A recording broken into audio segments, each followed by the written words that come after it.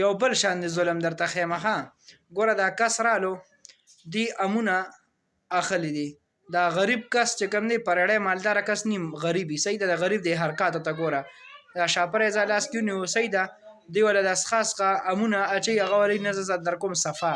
نو دی چې ولا کله دا صفا امونه ورکوي که نه نو دله هغه ښکته کېدي او هغه ګنده امونه پکې چې داسې ولا وګوره ښه دا د کارنامه ده. نو ته ماله ده ووایه دا خلک هم به وایي که نه چې په موږ باندې ګراني ده، په موږ باندې عذابونه دي، په موږ باندې قسم حادثې راځي. ته او دی بیا هم به جاړي چې زما په دې روزه کې برکت نشته، زما کور کې بیماریانې دي. نو تاسو او ښه مزیدار امیر صاحب سړی دی صحیح ده.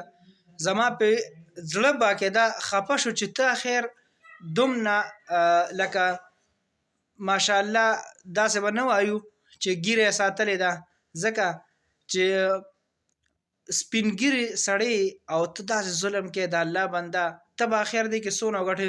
ها دا امونه تا خپل نه دي جوړ کړي، ستا د خپل باغ نه دي صحیح ده.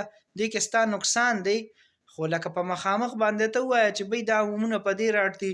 لازمي خبره د کاروبار کې ګټه او نقصان دا شریک دی. دا خو نه ده چې دوکه کې دوکه غوره ډېره سخته ګناه ده صحیح ده جی. نو بس دا یو میسیج مې تاسو له درکولو د الله رضا دپاره داسې قسم د چلونو نه ځان بچ کړئ. ویډیو مه شیر کوئ خو دا قسم چلونو نه ځان بچ کړئ. زما صرف یو ریکویسټ دی تاسو دپاره. نو دې سره تاسو نه زه اجازت غواړم. د الله په امان.